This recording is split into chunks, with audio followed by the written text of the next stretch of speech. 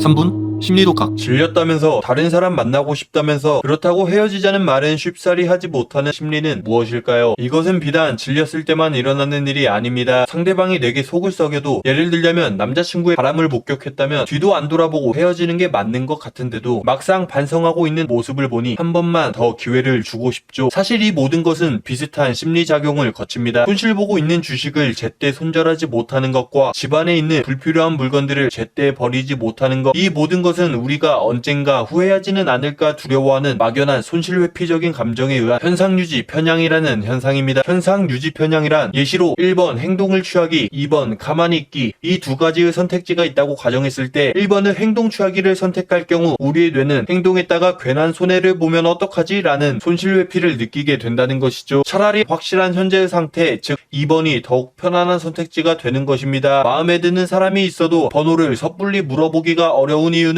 괜히 번호를 물어봤다가 거절당하지는 않을까라는 감정들에 대한 손실회피로 현상유지를 선택하는 것이며, 짝사랑에게 고백하기가 어려운 이유도 이와 마찬가지입니다. 난처한 사람이 있을 때 도와주지 않고 구경만 하는 일명 방관자 효과 또한 도와준다는 행위를 함으로써 생길 불확실성보다는 현상유지를 택하는 게 비용면에서 효율적이기 때문에 생기는 뇌의 본능이라는 것이죠. 본론으로 돌아가 철수는 영희가 재미도 없고 정말 질립니다. 하지만 헤어지기가 쉽지 않습니다. 헤어지고 나서 생길 혹시 모를 감정들에 뇌는 무의식적으로 위협을 느끼고 있는 것이죠. 환승연애를 하는 이유는 헤어지고 난 뒤 혼자 남아 후회할 것 같은 리스크에 벗어나도록 해주는 수단이기 때문입니다. 이와 더불어 철수는 그동안 투자했던 시간과 노력들이 있습니다. 더 이상 사랑하지 않는다면 놓아주는 것도 방법이지만 우리는 종종 몰입상승 효과에 빠지기도 합니다. 몰입상승 효과란 안 좋은 결과가 뻔히 보이는 듯 자신이 내린 결정을 포기하지 못하고 고집하는 현상입니다. 간단히 말해 작전이 틀어지면 후퇴할 줄도 알아야 되는데 실패한 작전임에도 불구하고 어렵게 준비했다는 이유로 계속 밀어붙이는 것이죠. 이런 몰입상승 효과가 생기는 이유는 일명 매몰 비용의 오류라는 현상과 밀접한 관계가 있습니다. 어떤 대상에 내가 회수할 수 없는 비용을 많이 투자할수록 그 대상을 포기할 수 없게 되는 의사결정 오류입니다. 내가 그동안 상대방에게 투자했던 시간과 노력, 감정 등의 비용들이 있기 때문에 상대방과 헤어지는 게 더 나은 결정일 수 있음에도 불구하고 당장은 헤어지지 않는 것을 선택하는 것이 편안함을 가져다 준다는 것이죠. 지금까지 들여온 시간과 노력들을 다시 새로운 사람하고 처음부터 시작해야 된다라고 생각해보면 정말 복잡하기 그지없습니다. 권태기가 온 장기 커플들, 이젠 정말 아무런 감정도 사랑도 느껴지지 않아도 이들은 단지 그동안 만나온 시간이 얼만데 라는 이유로 맹목적인 현상 유지를 선택하는 경우가 많다는 것입니다. 일단 더 좋은 대안이 나올 때까지 결정을 미루게